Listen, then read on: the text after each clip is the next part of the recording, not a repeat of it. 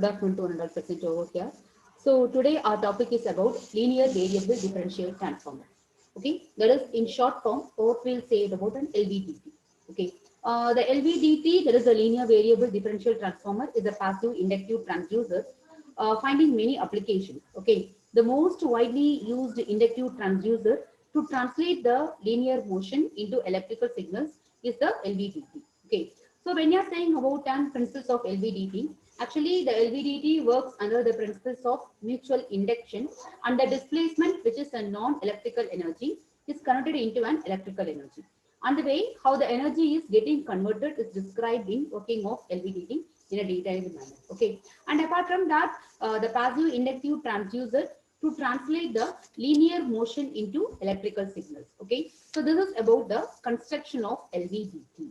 Okay, so when you are saying about that basic construction, actually the transformer consists of single primary winding P, and we'll have often two secondary windings S1 and S2.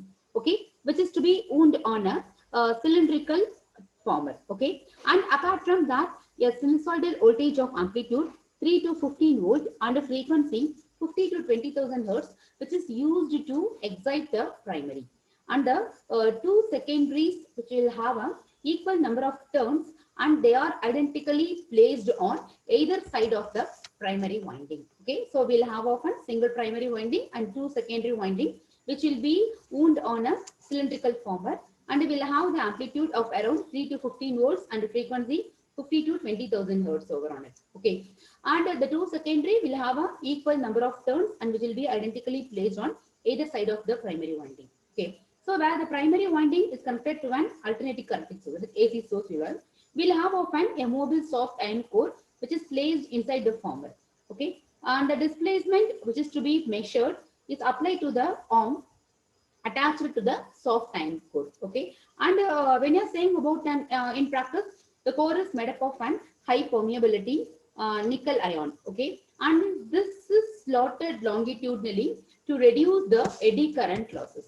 Okay, and when we are saying about it, all the assembly has to be placed in a stainless steel housing in order to provide electrostatic and electromagnetic shielding. Okay, and the frequency of AC signal which is applied to primary winding may be between from 50 to 20 kilohertz. Okay, and when we are saying about a primary winding which is excited by an alternating current source, so what will happen now? It will produce an alternative magnetic field, and then uh, which in turn induces alternating voltages in the two secondary windings. Okay, so the output voltage of S1 will be ES1, and that of secondary S2 will be ES2. Okay, so in order to convert the outputs from S1 and S2 into a single voltage series, so the two secondaries which are connected in series, so that will be shown over here. So that the differential output voltage, that is E0, is equivalent to ES1 minus ES2.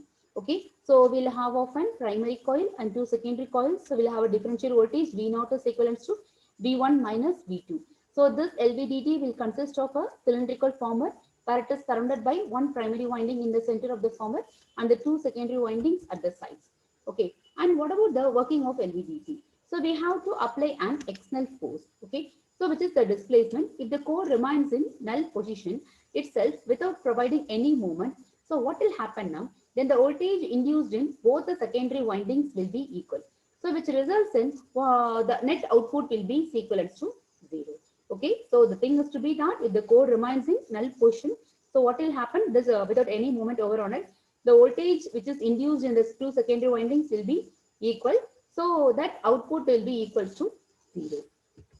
And the next case, when you are saying about time, so external forces applied. So the thing is to be that if the steel iron core which tends to move in the left hand side direction, so then the EMF voltage induced in the secondary coil is greater when compared to the EMF induced in the secondary coil. Okay, that is the first value will be greater than the value of an secondary. Okay, so therefore the net output will be equivalent to the secondary voltage 1 minus your secondary voltage 2 over on it. Okay, and the next case 3, that is we have to apply the external force and the steel iron core will be moved in the right hand side direction. So what will happen now? then the EMF induced in the secondary coil 2 is greater when compared to the EMF voltage induced in the secondary coil 1. So the output will be equivalent to secondary minus yeah, secondary 1 over on it. Okay. So this is about an operations over here. So when you are saying about an operation, the thing is to be that when the core is at its null position, the flux linking with both the secondary windings is equal, and hence we'll have an equal EMF which is induced in them. So the net output voltage will be a 0 at null position. Similarly, if the core is moved to the left of the null position, more flux links with the L1, that is a secondary winding, and less with the secondary winding S2. So accordingly, the output voltage of secondary winding will be greater than the secondary voltage of your winding. Okay, the magnitude of output voltage is the E naught is equivalent to ES1 minus ES2, and we can say that it is in phase with primary voltage. Similarly, when the core is moved to the right of the null portion, so the thing is to be that the secondary winding voltage will be more than the value of a secondary winding voltage. Thus, the output voltage E naught is equivalent to ES1 minus ES2, and we will have of an 180-degree out of phase with the primary voltage. So the amount of voltage changes in either secondary winding is proportional to the amount of movement of the core. So hence we have an indication of amount of linear motion. So by noticing whether output voltage is increased or decreased, so we can determine the direction of motion over here. So when you are saying about the advantages of LVDT, actually we'll have an infinite resolution, we'll have a high output, the LVDT gives high sensitivity, so it will give a very good linearity. We'll have a rigidness. LVDT provides less friction. We'll have a low hysteresis. And apart from that, the LVDT gives low power consumption. So when you're saying about the disadvantages, so actually in advantages, the linearity will be good up to 5 mm of displacement. The output will be rather high. Output voltage is stepless and the resolution is very good. We'll have a high sensitivity. It does not load the measurement mechanically. It consumes low power and low hysteresis loss also. When you are saying about the disadvantage, it has a large threshold. It is affected by stray electromagnetic fields, so proper shielding of the device is necessary. The AC inputs will generate noise, so its sensitivity will be lower at higher temperature. Being a first order instrument, its dynamic response is not an instantaneous one. And when we are saying about an applications, so actually the thing has to be that it is used to measure displacement ranging from fraction of an millimeter to centimeter. So apart from that, it will act as a secondary transducer.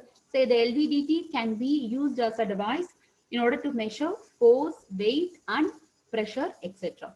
So the remaining thing that we can see in the next class.